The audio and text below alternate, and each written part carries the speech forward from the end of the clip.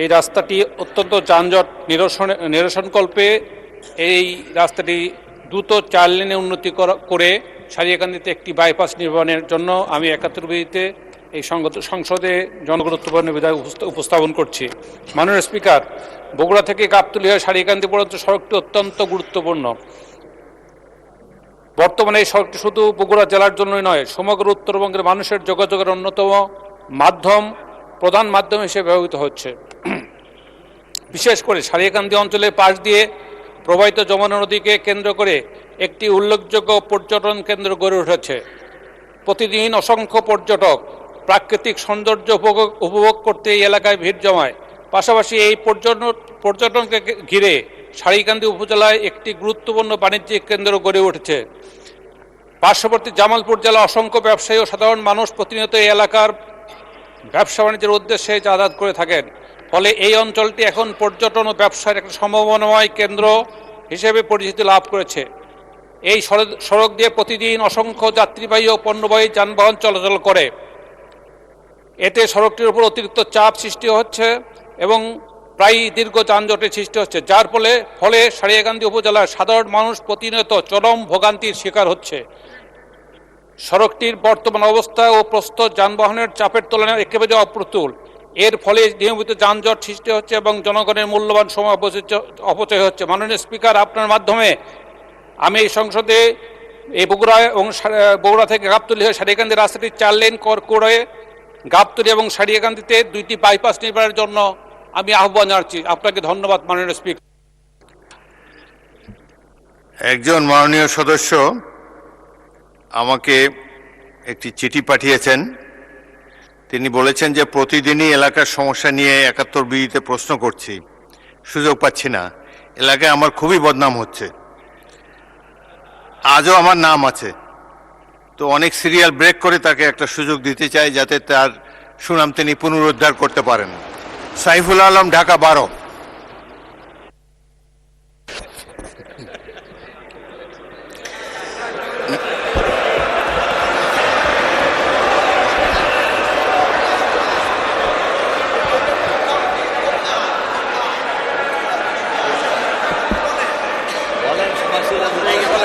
মাননীয় স্পিকার, আপনাকে অনেক অনেক ধন্যবাদ। একই সাথে আমার এই সংসদের সকল সদস্যকে ধন্যবাদ জানাচ্ছি, তারা খুশি হয়েছেন। তো মাননীয় স্পিকার, আমি আসলে 3টি সমস্যার কথা বলেছিলাম। আমি জানি যে ঢাকা শহরে যারা বাস করেন এই চারটা সমস্যা, আমি সংক্ষেপে হেডিং বলবো, সবাই বুঝতে পারবেন। একটা হলো জলবদ্ধতা। ঢাকা শহরের সমস্ত ন্যাচারাল ক্যানেলগুলোকে বন্ধ করে দেওয়া হয়েছে, যার ফলে আমার ঢাকা 12 এলাকা সহ বিভিন্ন এলাকায় জলবদ্ধতা।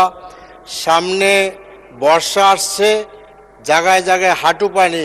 মাননীয় স্পিকার, 27 নম্বরও পানি জমে, এই বিজয় সরণিতেও পানি জমে। তেমনি বসুন্ধরার যে সামনের পান্থপথ, এই পান্থপথের উত্তর পাশে একটা ক্যানেল ছিল ন্যাচারাল, এটা বন্ধ করে দিয়ে এখানে মার্কেট করা হয়েছে, যার ফলে পান্থপথের উত্তর দিকের যে এরিয়াটা আবাসিক এলাকায়, এখানে বর্ষাকালে হাঁটু পানি জমে যায়। আমাদের আরও এলাকায় আমি এই জলবদ্ধতা দূর করার জন্য বিশেষ ব্যবস্থা নেওয়ার জন্য অনুরোধ জানাচ্ছি। দ্বিতীয় কথা হল বিশুদ্ধ পানি। ওয়াসার পানি দুর্গন্ধময়, ওয়াসার পানিতে পোকা থাকে, লোকেরা ওয়াসার পানি খেতে পারে না। এ ব্যাপারে মাননীয় মন্ত্রীকে আমি বিশেষ ব্যবস্থা নেওয়ার জন্য অনুরোধ করছি। 3 নম্বর কথা হলো, আমি শেষ করে ফেলেছি, 3 নম্বর কথা হলো বর্জ্য ব্যবস্থাপনা। আমাদের মাননীয় প্রধানমন্ত্রী তিনি অনেক দিন বাইরে ছিলেন, আমিও সেখানে ছিলাম, কিন্তু আমার সাথে দেখা হয় নাই। মাননীয় সদস্যবৃন্দ,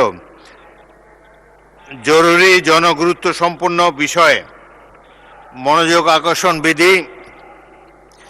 মাননীয় সদস্য, আপনাকে সুযোগ দেওয়া, সবাই বলছে সুযোগ দেওয়া উচিত না। 1 সেকেন্ডে বলতে পারবেন? গো হেড।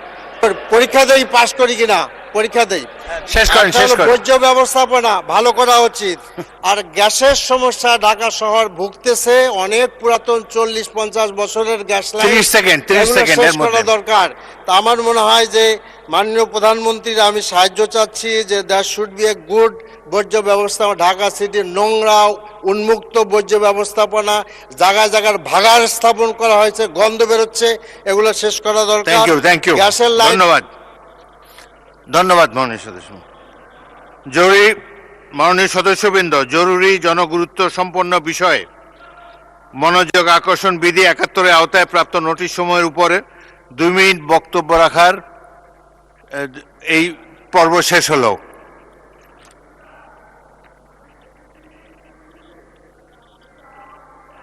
মাইক দেন, ওনাকে মাইক দেন। কেন আসছে না আমি জানি না, এখানে কি হলে আসবে সেটা আমার জানা নেই। আর আপনি যখন স্পিকার, আমার অনেক আশা ছিল যে আমি চান্স পাবো, কারণ আমার যিনি অভিভাবক ছিলেন শিক্ষায়, আপনার সহধর্মিনী, উনি থাকলে আপনার বিষয় হয়তো আমি বিচার দিতে পারতাম ওনার কাছে। এখন যেহেতু উনি নাই, সেই সুযোগ নাই। কিন্তু আমি যে বিষয়গুলি বলতে চাচ্ছি মাননীয় স্পিকার, খুবই গুরুত্বপূর্ণ। এনটিআরসি নিয়ে একটা গুরুত্বপূর্ণ বিষয় সারা দেশের শিক্ষকদের মধ্যে আতঙ্ক বিরাজ করছে। আরেকটি বিষয় হলো শিক্ষক কর্মচারী কল্যাণ ট্রাস্টের কমিটি দিচ্ছে না। বিগত সরকারও কমিটি দেয়নি, এখন আমরা এসেও সেই কমিটি কেন দিতে পারবো? মাননীয় সদস্য নোটিশ দেন, আমরা নোটিশ বিবেচনা আমি করব। দিয়েছি নোটিশ দেন। মাননীয় স্পিকার, আমি প্রতিদিনই নোটিশ দেই। এখন এনটিআরসি এর বিষয়টি এখানে মাননীয় সাবেক মন্ত্রী ডক্টর উসমান ফারুক সাহেব আছেন, আব্দুল সালাম পিন্টু সাহেব আছেন। এনটিআরসি গঠন করা হয়েছিল, এটার অর্থ হলো national teachers recruitment certificate authority. শিক্ষক নিবন্ধন দিবে, সেই শিক্ষক নিবন্ধন না দিয়ে এখন এনটিআরসি তে যারা বসে আছে তারা আওয়ামী লীগের লোক। সেই ফ্যাসিস্টদেরকে সেখানে বসিয়ে রেখে আপনি কিভাবে শিক্ষক নিয়োগ দিবেন? এখানে জামাত শিবিরের এই কোন শিক্ষক ওই সময় নিয়োগ দেওয়া হয়নি, তারা জামাত শিবির করে, তারা বিএনপি করে। সমস্ত প্রতিষ্ঠানের অধ্যক্ষ এবং প্রধান শিক্ষকরা জামাতের, আওয়ামী লীগের। ধন্যবাদ, এবং সেখানে আমাদের কোনো লোক নাই। এই বিষয়ে কথা বলতে চাই। ধন্যবাদ মাননীয় সদস্য। আজকে আপনার সিরিয়াল ছিল অনেক দূরে, 14 নম্বরে, না 52 নম্বরে ছিল আপনার সিরিয়াল। এনিওয়ে, আপনি চেষ্টা করেন, ভবিষ্যতে তুলতে পারবেন।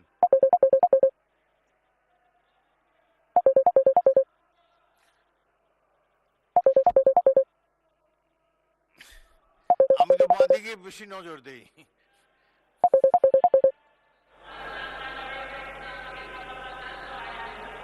আপনি হাউসে ছিলেন না, আবার নেক্সট টাইম পরবর্তীতে সুযোগ পাবেন, ধৈর্য ধরুন। দিনের কার্যসূচি অনুযায়ী সংসদের কার্যপ্রণালী বিধি 71 অনুযায়ী জরুরি জনগুরুত্ব সম্পন্ন বিষয়ে মনোযোগ আকর্ষণের গৃহীত নোটিশ সমূহের উপর আলোচনা। প্রথমে আমি শেরপুর 2 থেকে নির্বাচিত মাননীয় সদস্য মোহাম্মদ ফাহিম চৌধুরীকে তার জরুরি জনগুরুত্ব সম্পন্ন বিষয়ে মনোযোগ আকর্ষণের নোটিশটি পড়ার জন্য আহ্বান জানাচ্ছি। বিসমিল্লাহির রহমানির রহিম। আসসালামু আলাইকুম। আপনাকে ধন্যবাদ মাননীয় স্পিকার।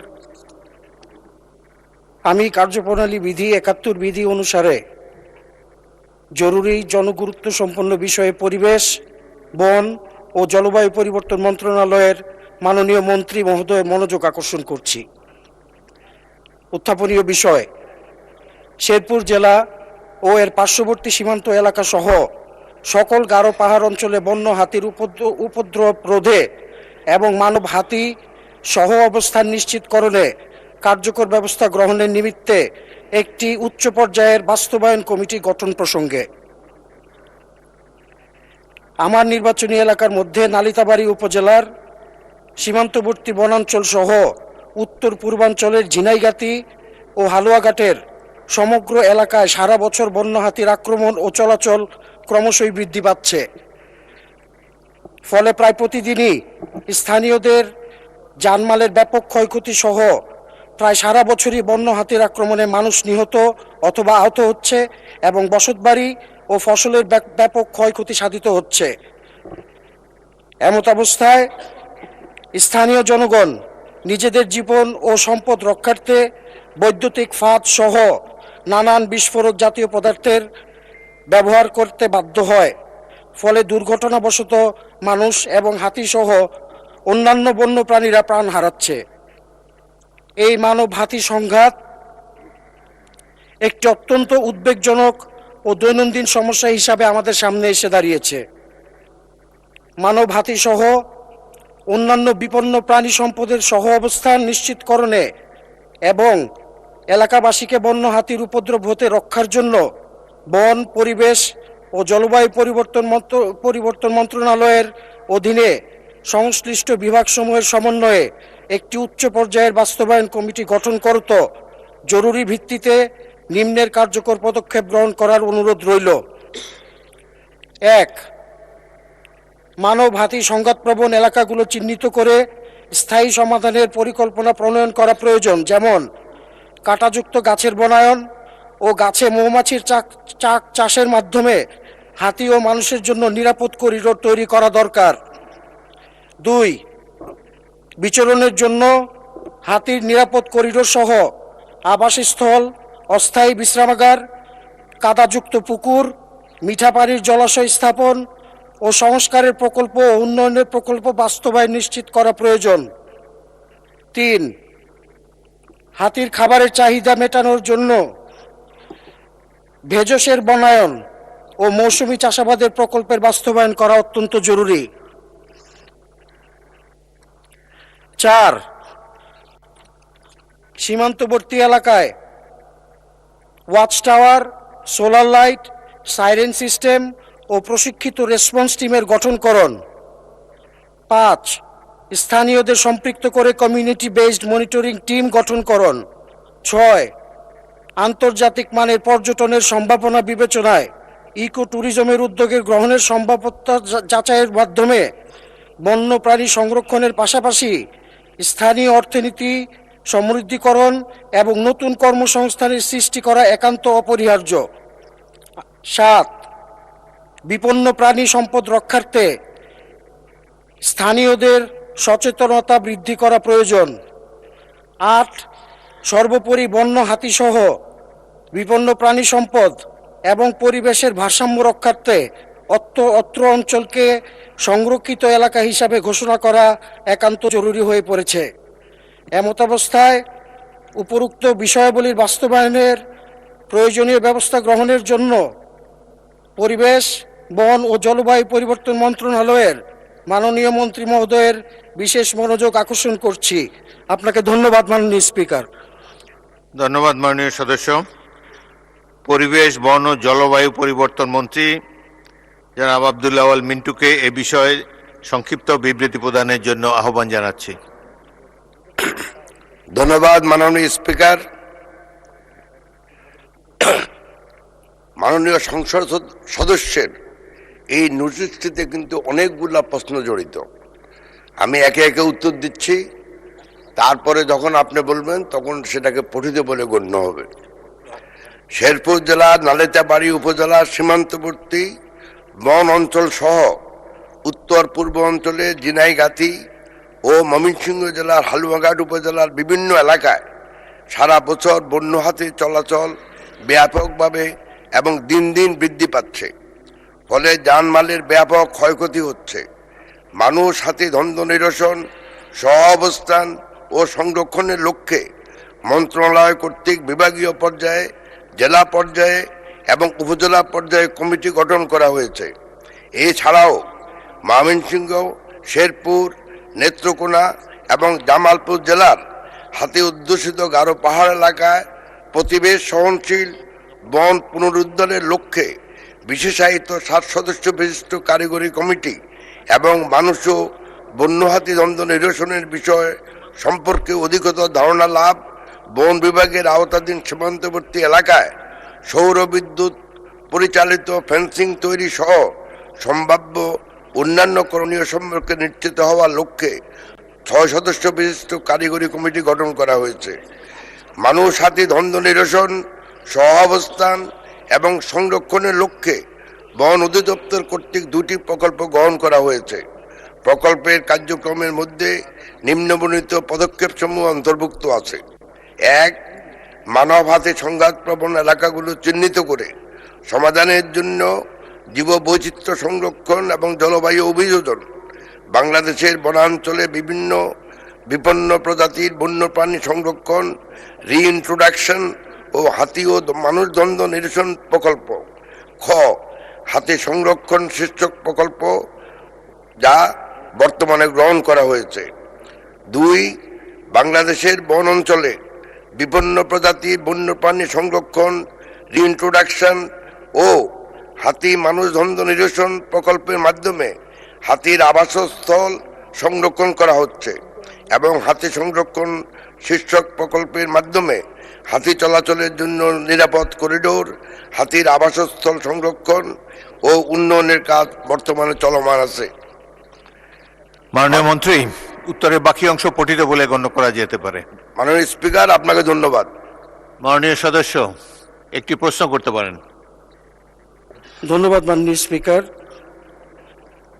আপনার মাধ্যমে মাননীয় মন্ত্রী মহোদয়কেও ধন্যবাদ। মাননীয় স্পিকার, বর্তমানে বাংলাদেশে সর্বমোট 25টি অভয়ারণ্য বা সংরক্ষিত এলাকা বিদ্যমান। তন্মধ্যে গত 2015 সালে তৎকালীন সরকার 6টিকে বন্য হাতির জন্য সংরক্ষিত এলাকা বা অভয়ারণ্য হিসাবে ঘোষণা দেয় এবং বন্য হাতির চলাচলের জন্য ছোট বড় মিলিয়ে সর্বমোট 12টি করিডোর চিহ্নিত করা হয়, যার প্রায় সবই চট্টগ্রাম ও কক্সবাজার এলাকায় অবস্থিত। আমাদের এই উত্তর পূর্বাঞ্চলে বিশেষ করে নালিতাবাড়ি, ঝিনাইগাতি এইদিকে এই ধরনের প্রোগ্রাম কোনো হাতে নেওয়া হয়নি। তবে নালিতাবাড়ির মধুটিলা ইকো পার্ক, ঝিনাইগাতির গজনী অবকাশ ও হালুয়াঘাটের গবরাখালী পর্যটন কেন্দ্র সহ বেশ কিছু ইকো পার্ক ও পর্যটন কেন্দ্র থাকা সত্ত্বেও সামান্য পরিচর্যা বা সংস্কারের অভাবে অত্র অঞ্চলটি বিপুল সম্ভাবনার অর্থনীতি ও কর্মসংস্থান সৃষ্টি থেকে বঞ্চিত হচ্ছে। এই সীমান্তবর্তী উত্তর পূর্বাঞ্চলে বন্য হাতি সহ বিপুল পরিমাণ বিপন্ন প্রজাতির প্রাণীর বিচরণ রয়েছে। মাননীয় স্পিকার, অত্যন্ত দুঃখজনক যে স্থানীয়দের সচেতনতার অভাবে এশীয় হাতি সহ বিভিন্ন প্রাণী মাননীয় সদস্য একটা প্রশ্ন করেন। প্রশ্ন করুন। জি জি জি, শেষ হয়ে গেছে মাননীয় স্পিকার, আমি প্রশ্ন করছি। স্থানীয়দের সচেতনতার অভাবে এশীয় হাতি সহ বিভিন্ন প্রাণী বিলীনের পথে, এমনকি আমাদের আদিবাসীরাও বিলীনের পথে, বিশেষ করে আমাদের এলাকায়। মাননীয় স্পিকার, আপনার মাধ্যমে মাননীয় মন্ত্রী মহোদয়ের কাছে আমার প্রশ্ন, এই যে অর্থনৈতিক পর্যটনের সম্ভাবনায় ভরপুর আমাদের এই অঞ্চল রক্ষার্থে অতিথি পাখি, বন্য হাতি, বিভিন্ন প্রাণী এবং আদিবাসীদের বিলীন রোধে কি পদক্ষেপ নেওয়া যেতে পারে এবং অত্র অঞ্চলকে একটি সংরক্ষিত এলাকা হিসাবে ঘোষণা করবেন কিনা? ধন্যবাদ মাননীয় স্পিকার। মাননীয় মন্ত্রী। মাননীয় স্পিকার, আপনাকে ধন্যবাদ। আমি আমার মূল উত্তরে বলেছিলাম যে কোন কোন অঞ্চলকে সংরক্ষিত এলাকা ঘোষণা করা হবে সে লক্ষ্যে 7 সদস্য বিশিষ্ট একটি কারিগরি কমিটি গঠন করা হয়েছে। তাছাড়া চট্টগ্রাম বিভাগের অভ্যন্তরে মানুষ হাতি সংঘাতপ্রবণ যে এলাকাসমূহ, যেমন চট্টগ্রাম জেলার আনোয়ারা, কর্ণফুলী, পটিয়া, বাঁশখালী, লোহাগড়া, সাতকানিয়া, চন্দনাইশ ইত্যাদি এলাকাতেও একই ধরনের সমস্যা।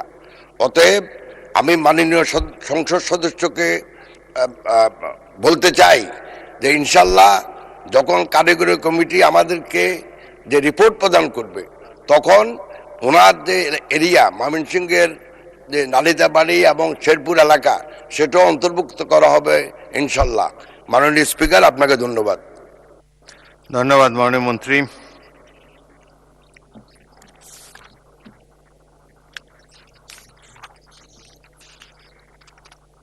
পরেরটা কই?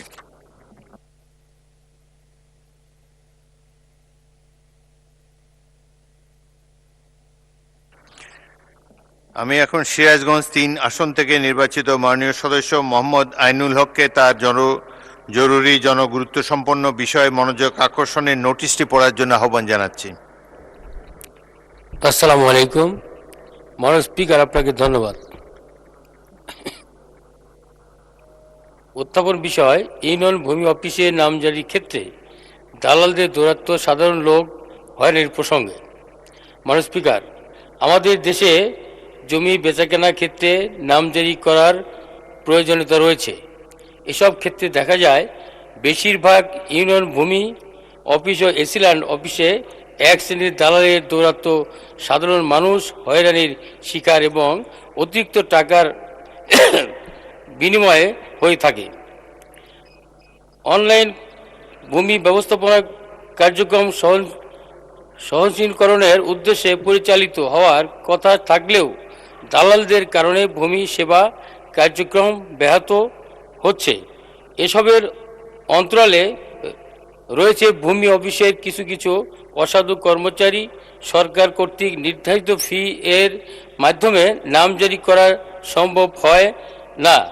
বাস্তবে প্রতিটি নামজারি করতে 10 থেকে 25,000 টাকা, 30,000 টাকা নেওয়া হয়। অনেক জমির মালিক নিজের জমির কাগজপত্র নিয়ে গেলে এই কাগজ নেই, সেই কাগজ নেই বলে দিনের পর দিন ঘুরে ঘুরে দালালদের খপ্পরে পড়তে বাধ্য হয়। দেশের সর্বস্তরের জনগণের কথা বিবেচনা করে এ ধরনের সেবামূলক ভূমি অফিসে বিশেষ অভিযান করে হয়রানি কার্যক্রম বন্ধের ব্যবস্থা গ্রহণ করা খুবই জরুরি। অতএব মাননীয় স্পিকার, আপনার মাধ্যমে সংশ্লিষ্ট মাননীয় মন্ত্রীর দৃষ্টি আকর্ষণ করছি এবং অগ্রাধিকার ভিত্তিতে ইউনিয়ন ভূমি অফিস ও এসিল্যান্ড অফিসে দালালের দৌরাত্ম্য রোধকল্পে বিশেষ অভিযান পরিচালনা করা, সাধারণ মানুষের হয়রানি বন্ধের প্রয়োজনীয় কার্যক্রম ব্যবস্থা গ্রহণের জন্য জোর দাবি জানাচ্ছি। আপনাকে ধন্যবাদ। আসসালামু আলাইকুম। ধন্যবাদ মাননীয় সদস্য। মাননীয় ভূমিমন্ত্রী মোহাম্মদ মিজানুর রহমান মিনুকে এ বিষয়ে একটি সংক্ষিপ্ত বিবৃতি প্রদানের জন্য আহ্বান জানাচ্ছি। মাননীয় স্পিকার, আপনাকে ধন্যবাদ। মাননীয় স্পিকার, জনবান্ধব ও হয়রানি মুক্ত ভূমি সেবা নিশ্চিত করার লক্ষ্যে ভূমি মন্ত্রণালয়ের কার্যক্রম চলমান রয়েছে। স্বচ্ছ, দক্ষ, আধুনিক ও টেকসই ভূমি ব্যবস্থার মাধ্যমে ভূমি সংক্রান্ত জনবান্ধব সেবা নিশ্চিত করতে ভূমি মন্ত্রণালয় কর্তৃক নিম্নবর্ণিত কার্যক্রম গ্রহণ করা হয়েছে। শতভাগ ডিজিটাল নামজারি, অনলাইন ভূমি উন্নয়ন কর, কর্মকর্তাদের উপস্থিতি জবাবদিহিতা, সারপ্রাইজ ভিজিট, বিভাগীয় ব্যবস্থা, ভূমি সেবা হটলাইন, ভূমি সেবা সহায়তা কেন্দ্র, ডিজিটালাইজড ভূমি রেকর্ড ও ম্যাপ, নাগরিক সেবা কেন্দ্র, ই পর্চা, ভূমি অ্যাপ, ভূমি সেবা সহায়তা কেন্দ্র, অভিযোগ প্রতিকার ব্যবস্থাপনার সিস্টেম। মাননীয় স্পিকার, ভূমি মন্ত্রণালয় এই 2 মাসের কার্যক্রমে আমরা অতীতের অনেক কিছু থেকে ভূমি মন্ত্রণালয়কে জনগণের জনবান্ধব করার জন্য এবং দুর্নীতিমুক্ত করার জন্য ব্যাপক কার্যক্রম হাতে নিয়েছি। আমরা দালালদের হস্তক্ষেপ বন্ধের লক্ষ্যে নামজারি করতে বাধ্যতামূলক করা হয়েছে। এখন সেবা গ্রহীতাদের অনলাইন আবেদনের বাধ্যতামূলক করা হয়েছে। আবেদনের প্রতিটি ধাপে যেমন নোটিশ জারি, শুনানি, অনুমোদন SMS এর মাধ্যমে আবেদনকারীকে জানানো হয়, যাতে মাঝপথে কেউ অবৈধ সুবিধা নিতে না পারে। অনলাইন ভূমি উন্নয়ন কর, ইউনিয়ন ভূমি অফিসের নগদ টাকা লেনদেনের সুযোগ বন্ধ করতে অনলাইন ভূমি উন্নয়ন কর ব্যবস্থা চালু করা হয়েছে।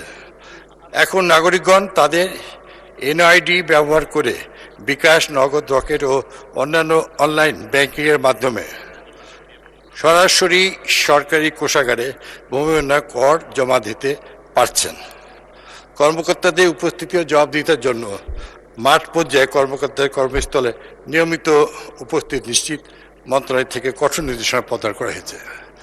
মাননীয় স্পিকার, মাননীয় ডেপুটি স্পিকার আমাদের ভূমি প্রতিমন্ত্রী থাকাকালে তিনি এবং আমরা সবসময় গোটা দেশে বিভিন্ন সেন্সিটিভ জায়গায় আমরা প্রদক্ষিণ করে আসছি, এখনও চলমান। আমরা আশা করছি মাননীয় সংসদ সদস্য যে যে বক্তব্য আমাদের সামনে তুলে ধরেছেন, আমরা ইনশাল্লাহ খুব দ্রুতই আমরা আরও কল্যাণমুখী ভূমি ব্যবস্থা সুনিশ্চিত করতে পারবো। মাননীয় স্পিকার, আপনাকে অনেক ধন্যবাদ। ধন্যবাদ মাননীয় মন্ত্রী। মাননীয় সদস্য আব্দুল হান্নান মাসুদ, আপনি কি সরকারি দলে যোগ দিয়েছেন নাকি? Floor crossing is not allowed at this stage. মাননীয় সদস্য মোহাম্মদ আইনুল হক, আপনি এই বিষয়ে একটি প্রশ্ন করতে পারেন। মাননীয় স্পিকার, আপনাকে ধন্যবাদ। আমি প্রস্তুত রাখছি এসিলার অফিস এবং ভূমি অফিস এখানে দুর্নীতিমুক্ত দেখতে চাই এবং সাধারণ মানুষ যাতে দিনের পর দিন না ঘুরে এই নামজারি পিছিয়ে ঘুরতে ঘুরতে মানুষের অর্থ ক্ষতি হয়, যাতে আর না ঘুরতে হয় সেই ব্যবস্থা আমি মাননীয় মন্ত্রীর কাছে চাই। আপনাকে ধন্যবাদ। মাননীয় মন্ত্রী। মাননীয় স্পিকার, আমাদের মাননীয় সংসদ সদস্য জনাব হান্না সাহেব, উনি অত্যন্ত জনপ্রিয় ব্যক্তি এবং তিনি মানুষের সকল অসুবিধাগুলি তিনি সবসময় আমাদেরকে জানান। আমি আশা করব মাননীয় সকল সংসদ সদস্য এই বিষয়গুলি আপনাদের কাছে অবশ্যই সর্বস্তরের জনসাধারণ বলেন। আপনারা আমাদের যে ভূমি মন্ত্রণালয়ের আমাদের কল সেন্টার 16122 এবং সেই সঙ্গে ওয়ান স্টপ সার্ভিস আমাদের আছে ভূমি আমাদের ভবনে। আমাদের সেই সঙ্গে জনগণ যেন ভোগান্তি যেন না হয় তার জন্য আমাদের তথ্য পরামর্শ আমাদের কেন্দ্র আছে। আমি আশা করব যে আপনারা এই বিষয়ে সবাই উদ্যোগ নিলে আমাদের জনগণের আরও সুযোগ ভূমি বিষয়ে সুনিশ্চিত করা, দুর্নীতিমুক্ত করা সম্ভব হবে। মাননীয় স্পিকার, আপনাকে অনেক ধন্যবাদ।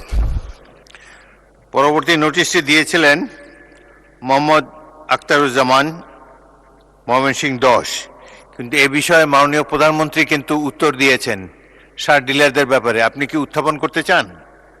প্রয়োজন আছে?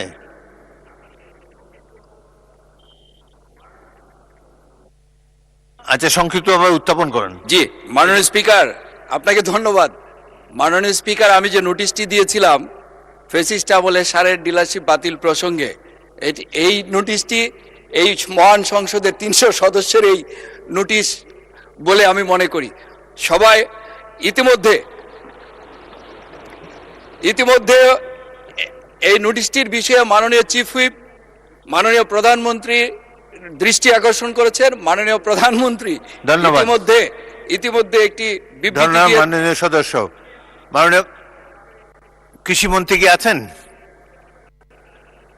আচ্ছা, উত্তর দিতে পারেন, সংক্ষেপে বলেন। এ ব্যাপারটা নিশ্চয় হয়ে গিয়েছে। স্যার, উত্তর দেওয়ার কিছু না, এখানে সবাই সচেতন মানুষ, জনগণের প্রতিনিধি। আমার এই প্রশ্নটা আগে উঠেছে, মাননীয় প্রধানমন্ত্রী অ্যান্সার দিয়েছে, উত্তর আমার একটাই, চমচদার কে লিয়ে ইশারায় কাপি। ধন্যবাদ। মাননীয়, আপনি শেষ করেছেন মাননীয় মন্ত্রী? Have you finished? আমরা যে নিয়মটা বর্তমানে যেটা করেছে, যে নিয়মে নতুন নিয়োগ দেওয়া হয়েছে, এটার ভিতরে প্রত্যেকটা কমিটিতে ওই এলাকার মাননীয় সংসদ সদস্যকে ওই কমিটির উপদেষ্টা রাখা হয়েছে। আগে যেটা ছিল কোন ইউনিয়নে একজন, কোন ইউনিয়নে 2 জন। সবচেয়ে বড় যে সমস্যাটা ছিল মাননীয় স্পিকার, এক ইউনিয়নের সারের ডিলার, ওর বাড়ি 2 উপজেলা পড়ে। ওই উপজেলা তো না, কিন্তু নতুন যে নিয়ম করা হয়েছে ওই নিয়মে যে ইউনিয়নের ডিলার জন্য অ্যাপ্লাই করবে তাকে অবশ্যই ওই ইউনিয়নের অধিবাসী হতে হবে এবং ওই ওয়ার্ডের ফার্স্ট প্রায়োরিটি ওই ওয়ার্ডের বাসিন্দা হতে হবে এবং ওই প্রতিটা 3টা ওয়ার্ড মিলে একটা ব্লক, ওই ব্লকের লোকেরই ডিলারশিপের জন্য অ্যাপ্লাই করার বৈধ অধিকার আছে মাননীয় স্পিকার। এবং ধন্যবাদ। ওই যেটা আছে, ধন্যবাদ মাননীয় মন্ত্রী।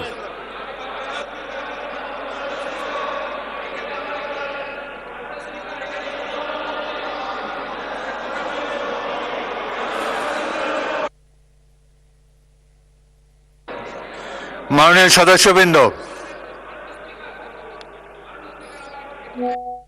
আচ্ছা একটা প্রশ্ন করতে পারেন, একটা প্রশ্ন করেন, মাইক দেন। মাননীয় প্রধানমন্ত্রীর কথা বলার পরে আমি এই নোটিশ সম্পর্কে কোনো কথা বলার প্রয়োজন মনে করছিলাম না, কিন্তু মাননীয় মন্ত্রীর বিবৃতির পরে আমার কিছু কথা এখানে আমি জাস্ট 30 সেকেন্ড একটা জিনিস বলি। মাননীয় স্পিকার, আমি কৃষকের সন্তান। আমরা মাননীয় প্রধানমন্ত্রীর হাত ধরে আরেক জিয়াউর রহমানের প্রতিচ্ছবি দেখেছি। শহীদ রাষ্ট্রপতি জিয়াউর রহমান যেরকম ভাবে হাতাকাটা গেঞ্জি পরে সেই কৃষকের কাছে ছুটে গিয়েছিলেন, ঠিক মাননীয় প্রধানমন্ত্রী ঠিক তেমনি ভাবে কৃষকের কাছে খাল খনন করতে সেই কাদামাখা টি শার্ট এবং প্যান্টের মাধ্যমে বাংলাদেশের কৃষকরা আশায় বুক বেঁধেছে। এই মাননীয় প্রধানমন্ত্রীর মাধ্যমে কৃষকরা স্বয়ংসম্পূর্ণ হবে, তারা ন্যায্য মূল্যে সার পাবে, বিপণন ব্যবস্থা, সঠিক বিপণন ব্যবস্থা ফিরে পাবে। সেই ফ্যাসিস্টদের আমলে যেসব আমরা দেখেছি যেসব সারের ডিলাররা এক ইউনিয়নে 3 জন, তাদের বাড়ি একজনের বাড়ি ধরেন এক ইউনিয়নে অন্য ইউনিয়নে, তারা সঠিকভাবে যদি সেটা পুরো মাননীয় প্রধানমন্ত্রীর আশ্বাস অনুযায়ী সঠিকভাবে সেটা পর্যালোচনা করে ফ্যাসিস্টদেরকে নতুন ফ্যাসিস্টদের আমলে সারের ডিলার বাতিল করে নতুন করে সারা বাংলাদেশে সারের ডিলার দিতে হবে। তা না হলে আবার এই মাননীয় প্রধানমন্ত্রীর নেতৃত্বে কৃষক। ধন্যবাদ মাননীয় সদস্য।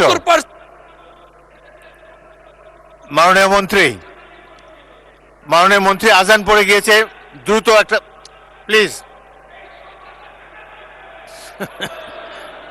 ধন্যবাদ মাননীয় মন্ত্রী, কিছু বলবেন?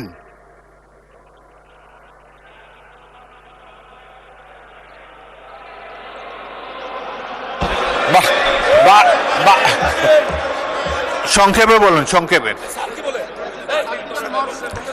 মাননীয় মন্ত্রী সংক্ষেপে উত্তর দেন, আজান পড়ে গিয়েছে, বলার কিছু নেই। ধন্যবাদ। মাননীয় সদস্যবৃন্দ, সংসদের বৈঠক আসরের নামাজের জন্য